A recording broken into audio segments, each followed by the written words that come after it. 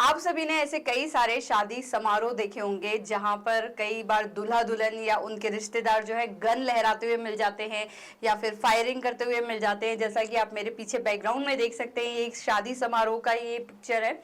वहां पर दूल्हा और उसकी भाभी वो दोनों गन फायर करते हैं। यहाँ पर ये दुल्हन जो है वो स्टेज पर गन फायर करती है। यहाँ पर दुल्हन स्टेज पर दुल्हन चलाने लगी गोलियां। मतलब काफी सारी न्यूज है, ऐसी सिंगल न्यूज नहीं है कि आपको बतानी पड़े कि ये एक पनिशेबल ऑफेंस होता है। इसी तरीके से ये भी आप देख सकते हैं कि किसी जुलूस में कोई व्यक्ति यदि तलवार लेकर के जाता है और इस तरीके से लहराता है, किसी पब्लिक ट्रैंक्विलिटी को यदि वो डिस्टर्ब करता है, तो क्या ये एक पनिशेबल ऑफेंस होता है या नहीं होता है। तो बेसिकली आज हम इस वीडियो में ये क्वेश्चन डिस्कस करने वाले हैं कि कोई व्यक्ति किसी भी प्रकार का हथियार रखता है तो क्या ये एक पनिशेबल ऑफेंस होता है, और किस प्रकार का हथियार रखना एक पनिशेबल ऑफेंस होता है और उसे कितनी पनिशमेंट दी जा सकती है। तो मैं आपकी लीगल एडवाइजर खुशबू जहांगीर और स्वागत करती हूं आपके अपने यूट्यूब चैनल वकील करो में। तो आज हम इन सभी क्वेश्चंस को डील करने वाले हैं। हालांकि मैं आर्म्स एक्ट से रिलेटेड बहुत सारे वीडियोस लेकर के आऊंगी, क्योंकि ये बहुत बड़ा एक्ट है तो एक वीडियो में डिस्कस करना पॉसिबल नहीं है। तो इसके मैंने छोटे छोटे पार्ट्स बनाए हैं और कुछ इंपॉर्टेंट क्वेश्चंस को ही मैं कवर करने वाली हूँ।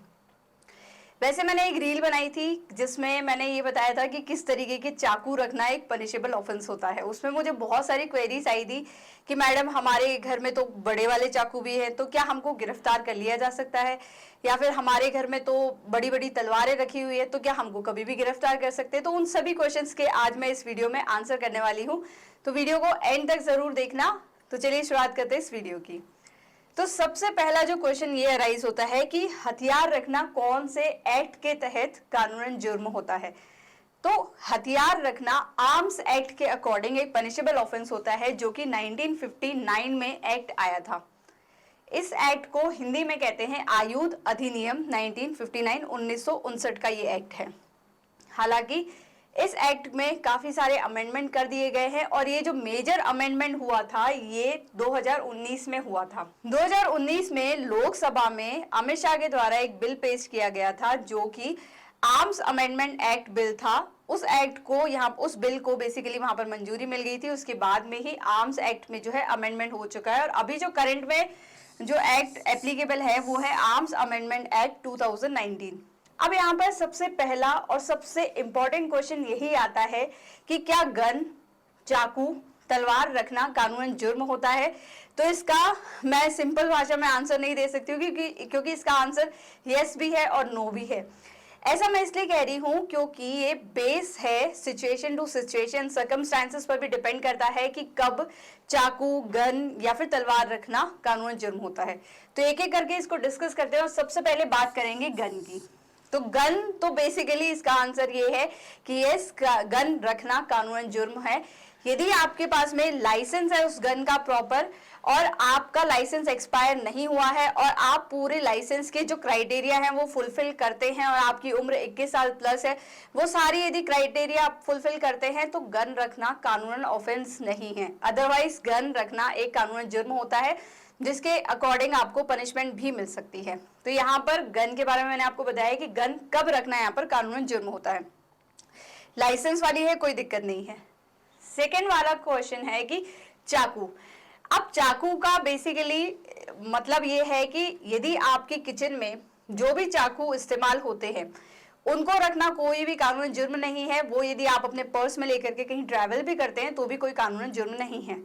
लेकिन यदि किचन पर्पस के अलावा और डिफरेंट टाइप के चाकू हैं, फॉर एग्जाम्पल ये ऐसे बड़े वाले चाकू हैं जो कि किसी अपराध में मतलब इन्वॉल्व हो सकते हैं, या फिर आपको देखने से ऐसा लग रहा है कि ये तो यार हड्डी काट देगा, मतलब ये सब्जी काटने के नॉर्मल इस्तेमाल में नहीं आते हैं, कोई और पर्पस के लिए काम में आते हैं, तो यस, उस तरीके के चाकू रखना कानूनन ऑफेंस होता है।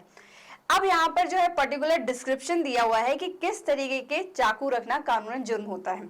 तो उस चाकू की लंबाई यदि 9 इंच से लंबी है और 2 इंची से यदि वो चौड़ा है चाकू, तो यहाँ पर उस तरीके के चाकू को रखना एक कानूनन जुर्म होता है। अब इंची के अकॉर्डिंग आप इसको लगा लीजिए कि 1 इंची में होता है 2.5 सेंटीमीटर।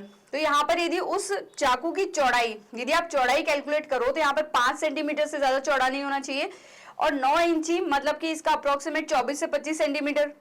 मतलब कि आपकी जो नॉर्मल स्केल आती है 15 सेंटीमीटर वाली, उससे थोड़ा सा और लंबा, यदि इस साइज से लंबा यदि आपके पास में चाकू है और इतने चौड़ाई से ज्यादा आपके पास में चाकू है, मतलब इतना चौड़ा और इतना लंबा, तो ये एक कानूनन जुर्म होता है। आप उस तरीके के चाकू नहीं रख सकते हैं। क्यों? क्योंकि वो नॉर्मल आपकी सब्जी काटने में इस्तेमाल नहीं आते। वो नॉर्मल यदि आप कोई मीट वगैरह की शॉप है आपके पास में, तो प्रॉपर आपका उसके पास में लाइसेंस होगा। यदि आपके पास में लाइसेंस नहीं है तो यस, डेफिनेटली ये कानूनन जुर्म होता है। अब थर्ड क्वेश्चन ये आता है कि तलवार रखना। यस, आप सबके माइंड में ये क्वेश्चन आ रहा होगा कि यार हिंदू रिलीजन के अकॉर्डिंग तो कोई दूल्हा जब शादी करने के लिए जाता है तो उसके पास में एक कटारी होती है या फिर वो तलवार लेकर के ही जाता है। जैसे राजपूतों में तो सभी के पास में नॉर्मली जो है वो तलवारें घर पे मिल जाती हैं। तो क्या वो सभी ऑफेंस की कैटेगरी में आते हैं? नहीं, यहाँ पर ये कहा गया है कि यदि कोई रिलीजन उसको प्रोहिबिट नहीं करता है, यदि कोई रिलीजन में ये मैंडेटरी प्रोविजन दिया हुआ है कि वहां पर आप जो है इस चीज का इस्तेमाल कर सकते हो, तो ये कानूनी जुर्म नहीं होता है। जैसे कि मोमडन्स में जब जुलूस निकाला जाता है, ताजिया निकाला जाता है, तब वहां पर वो तलवारें लहराते हुए आपको मिल जाएंगे जुलूस में। तो इस तरीके से जो तलवारें लहराना वो उनके रिलीजन के अकॉर्डिंग उनको परमिट करता है। तो यदि कोई रिलीजन उन चीजों को परमिट करता है तो वहां पर ये एक पनिशेबल ऑफेंस की कैटेगरी के अंतर्गत नहीं आता है। लेकिन यदि कोई रिलीजन में परमिट करने के बाद में उस वस्तु को, उस हथियार को यदि वो गलत तरीके से इस्तेमाल करता है और वहां पर जाकर के पब्लिक ट्रैंक्विलिटी यानी कि आम जनता की शांति को भंग करता है, तो ये एक पनिशेबल ऑफेंस है। यस। और गन रखना, चाकू रखना और तलवार रखना, मान लो कि आपके पास में गन का लाइसेंस है और यहाँ पर आपके पास में चाकू भी आपने बड़ा लेकर के रखा हुआ है, और तलवार यदि आपको रिलीजियस के अकॉर्डिंग आपको परमिट करता है, लेकिन फिर भी आपने तलवार भी रखी हुई है। और यदि आप किसी स्कूल प्लेस के पास में जाते हो या फिर किसी हॉस्पिटल में के पास में जाते हो और वहां पर जाकर के आप किसी आम सभा में जाकर के उसका इस्तेमाल करते हो या फिर सिर्फ उनको दिखाते हो और उनको डराते हो, तो ये भी एक पनिशेबल ऑफेंस होता है। चाहे आपके पास में गन लाइसेंस वाली भी हो तो भी यहाँ पर एक पनिशेबल ऑफेंस माना जाएगा। यदि मान लो आप किसी शादी समारोह में जाते हो और आप किसी को यहाँ पर डराते हो, धमकाते हो या फिर फायरिंग करते हो, हालांकि आपके पास में उस गन का लाइसेंस है, लेकिन फिर भी ये एक पनिशेबल ऑफेंस माना जाता है। तो आपको अब समझ में आ गया होगा कि कब कौन सी सिचुएशन में गन, चाकू और तलवार रखना एक पनिशेबल ऑफेंस होता है। इसीलिए मैंने इसका आंसर दिया था कि इसका आंसर पार्टली यस और पार्टली नो है, मतलब हाँ भी है और ना भी है। तो ये डिपेंड करता है सिचुएशन टू सिचुएशन कि कब किसी व्यक्ति के पास में गन, चाकू और तलवार रखना एक पनिशेबल ऑफेंस होता है। मान लो आपके पास में गन है, आपके पास में लाइसेंस है उस गन का और आपने उसका यूज कर लिया है अपने सेल्फ डिफेंस में, तब वो एक डिफरेंट पार्ट है। लेकिन यदि मान लो आपके पास में गन है और आपने इलीगल पर्पस से उसको परचेज किया है या फिर आपके पास में उसका लाइसेंस ही नहीं है, बेसिकली आपके पास में उसका लाइसेंस नहीं है उस गन का, तो ये एक पनिशेबल ऑफेंस होता है। उसके अंतर्गत आपको 5 साल से लेकर के 10 साल तक की पनिशमेंट दी जा सकती थी। ऐसा मैं क्यों कह रही हूँ?